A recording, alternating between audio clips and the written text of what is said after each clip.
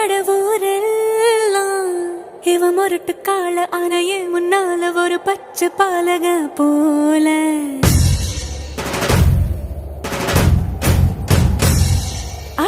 அடநாடெல்லாம் பிடிவாதக்கார ஆன வந்து பாருங்க வீட்டில் கண்ணு குட்டி போல